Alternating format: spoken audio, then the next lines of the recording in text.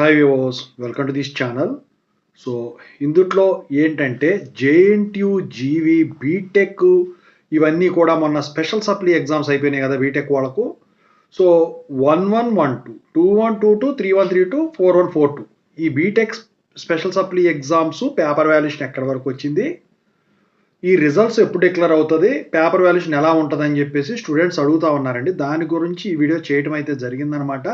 ఇంతవరకు ఈ channel subscribe చేసుకున్న వాళ్ళు సబ్స్క్రైబ్ చేసుకుని ఈ వీడియోని లైక్ చేసి షేర్ చేయండి. మీకేమన్నా డౌట్స్ ఉన్నట్టయితే కాల్ మీ 4 ద్వారా కాల్ చేయండి. తెలుగు ఇంజనీరింగ్ ఎడ్యుకేషన్ టెలిగ్రామ్ ఛానల్లో జాయిన్ అవ్వండి. ఇక టాపిక్లో వెళితే ఏంట్రా బాబు అంటే JNTU GV BTech special supply exams అయిపోయినాయి. అయితే ఈ పేపర్ వాల్యుయేషన్ గురించి ఇంతకుముందు నేను ఒక అప్డేట్ ఇచ్చాను. అయితే ఇప్పుడు ఏంటంటే పేపర్ వాల్యుయేషన్ వచ్చేసరికి 4th ఇయర్ది అయితే కంప్లీట్ అయిపోయింది. ఇంకా మిగతా third year, second year, first ఇయర్వి ప్రస్తుతానికి ఈ వర్షాల గురించి అయితే హోల్డ్లోకి వెళ్ళినట్టయితే తెలుస్తూ ఉంది. అంటే అందరికీ సెలవులు ప్రకటించడం వల్ల ఖచ్చితంగా అయితే హోల్డ్లోకి వెళ్తున్నాయి. వర్షాల్లో ఈదుకుంటూ వెళ్ళి అక్కడ పేపర్ వాల్యుయేషన్ ఎవరు చేయరు కదా. అయితే ఈ మంత్లో నవంబర్ 1st వీక్లోనో పేపర్ వాల్యుయేషన్ అయితే కంప్లీట్ అయిపోతుంది. మీకు తెలియని విషయం కాదు, స్పెషల్ సప్లీ రిజల్ట్స్ అయినా కానివ్వండి, జేఎన్టీయూ జీవీ రిజల్ట్ అయినా కానివ్వండి కొంచెం డిలే అవుతాయని చెప్పేసి నవంబర్ 20వ తారీఖు లోపు మీకు రిజల్ట్స్ అనేవి కూడా ఈ స్పెషల్ సప్లీ సంబంధించి డిక్లేర్ అయ్యేదానికి మ్యాక్సిమం ఛాన్సెస్ ఉన్నాయి. మరి చాలామంది స్టూడెంట్స్ అడుగుతూ ఉన్నారు, జేఎన్టీయూ కే నుంచి జేఎన్టీయూ జీవీ కిందకి వెళ్ళిపోయినాయి కదా చాలా వరకు. అయితే పోయిన సంవత్సరం జేఎన్టీయూ కే, జేఎన్టీయూ జీవీది కూడా కండక్ట్ చేసింది కదా, అప్పుడు పేపర్ వాల్యుయేషన్ టఫ్గా జరిగిందండి.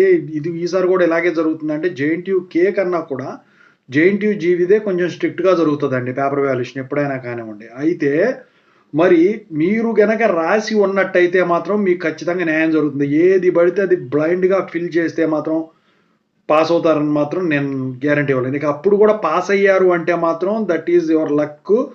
ఇంకోటి ఏంటంటే అది పేపర్ వాల్యుయేషన్ చేసిన వాడు చాలా మంచివాడు అయి ఉండాలి నాకు తెలిసి, మీ బాధ చూడలేక.